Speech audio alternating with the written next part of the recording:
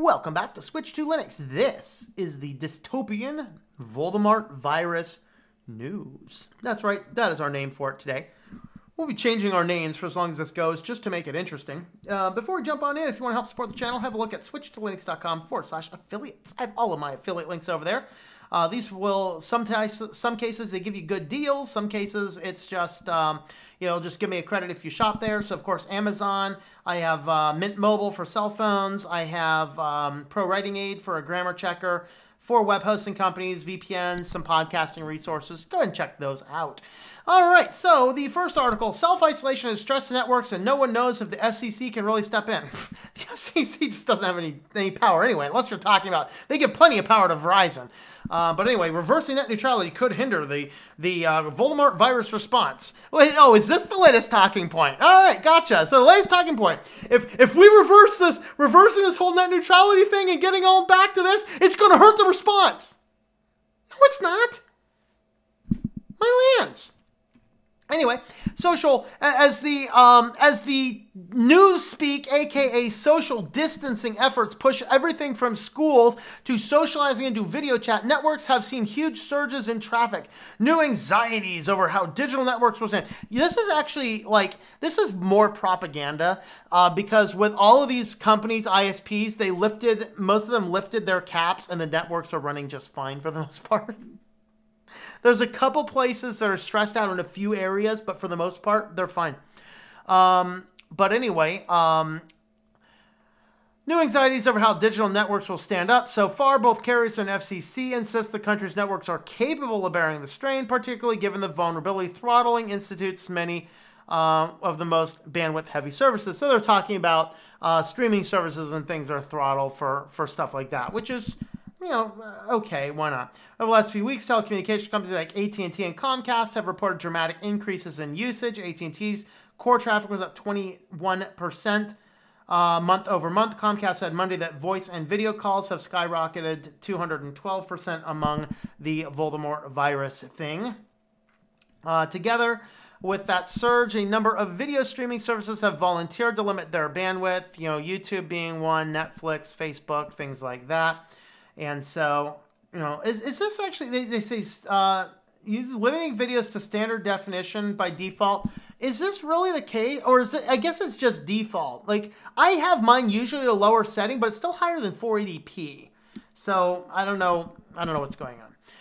But anyway, so confusion around authority is due in part to FCC's net neutrality reversal in 2017. That year, FCC officially voted to roll back net neutrality rules, paving the way for large telecommunication carriers to block and throttle internet traffic to offer fast lanes for certain sites and services for an additional fee. In so doing, the Commission had removed broadband's Title II designation, stripping the agency of much of its authority.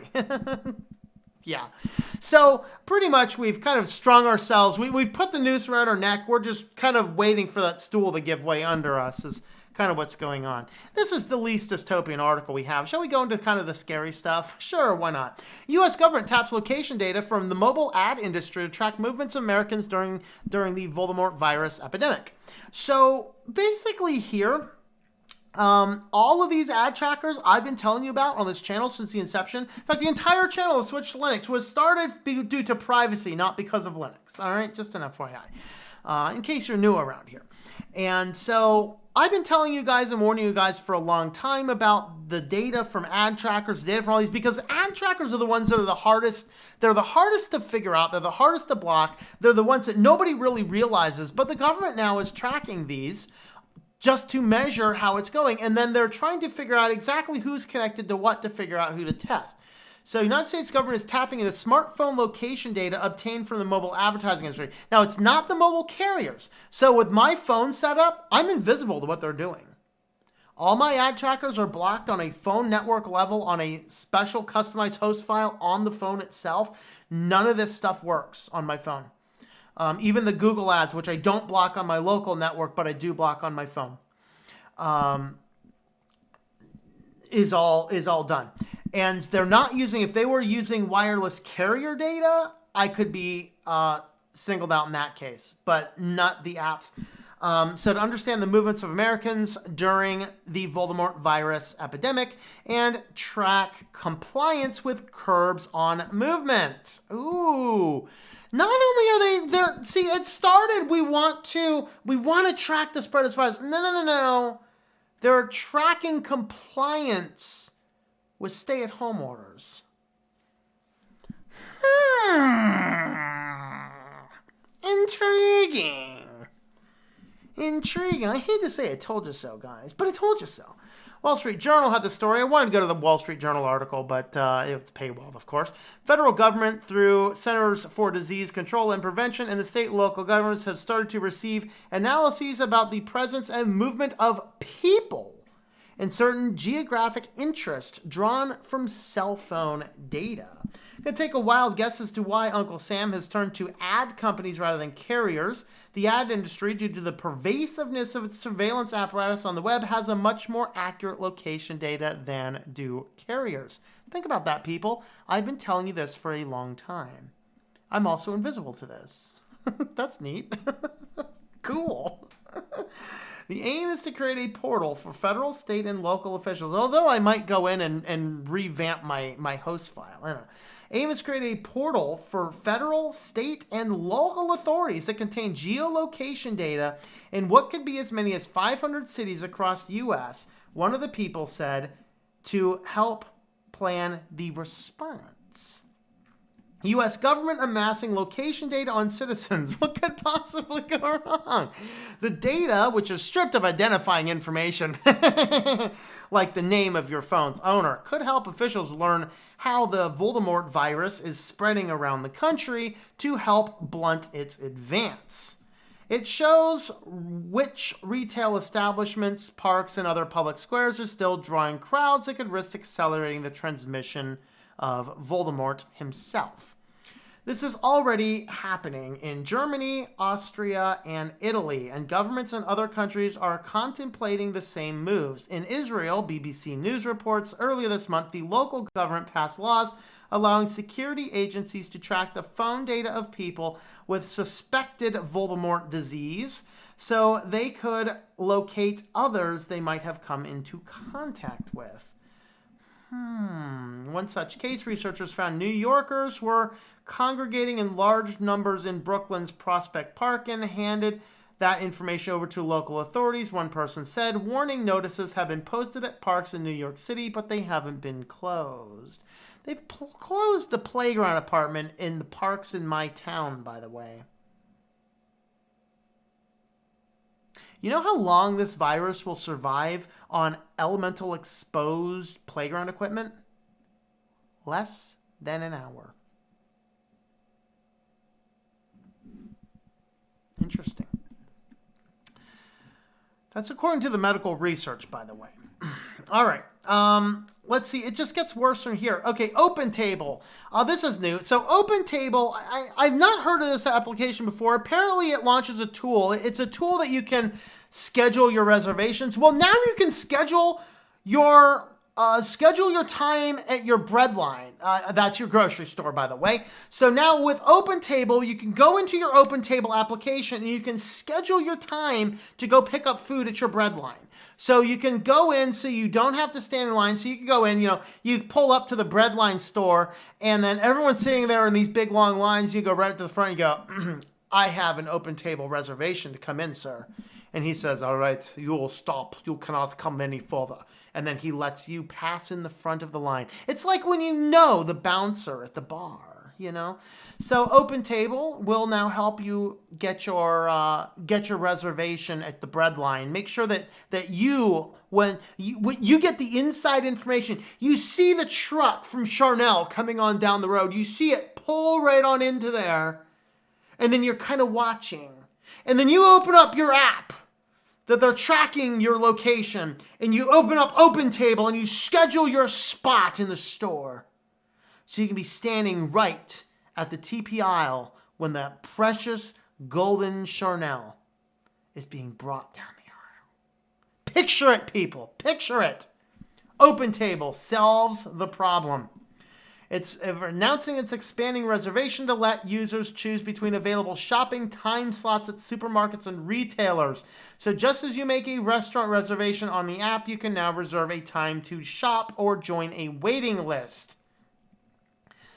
Yeah, that's kind of exciting. All right.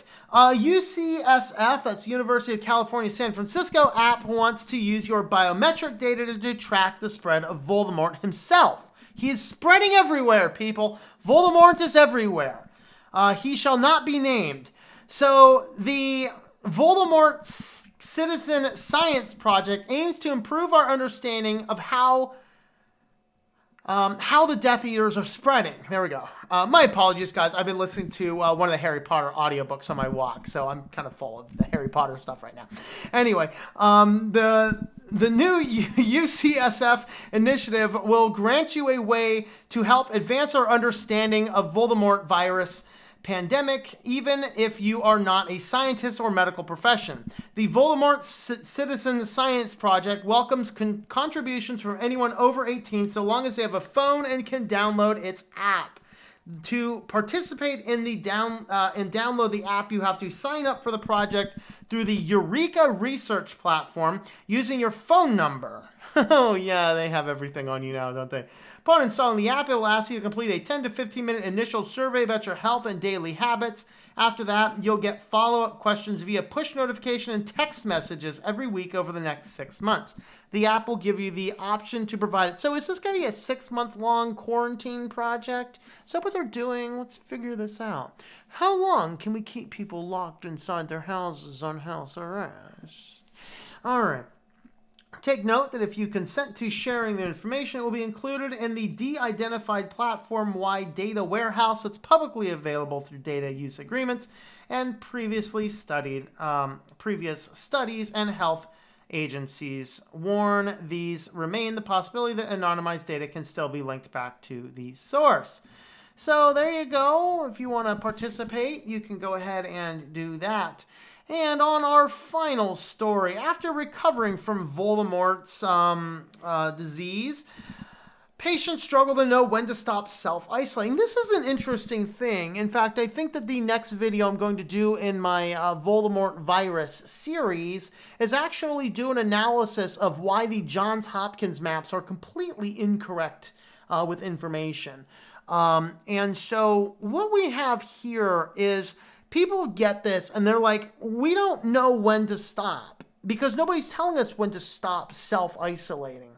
Well, according to the scientific data, the longest time ever the virus has been detected was 37 days.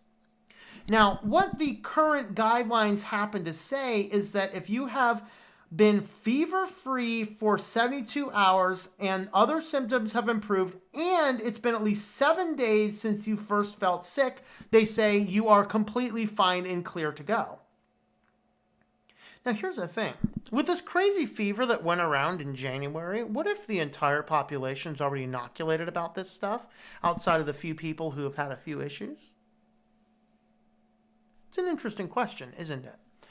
And no one's talking about this. If you look at that Johns Hopkins maps, you can see how few cases are, quote, recovered, even though the virus only lasts a maximum of 37 days. And I think the average was 20, but I'd have to check the articles again. If those maps were up to date and correct, every illness either has to proceed to death or recovery within 37 days. Why is that not happening? Very good question. All right. So right now you have this and no one's telling you when to stop self-isolating. They just want the whole world to sit here in a perpetually isolated panic. It's part of the plan. It's part of the plan. I'm not telling you to go on spring break and have giant parties. But what I'm saying is that the data and what seems to be happening in these countries are not consistent with each other, according to the medical research. Very interesting. So that's our thoughts. Let me know your thoughts on all these crazy dystopia stories in the comments down below.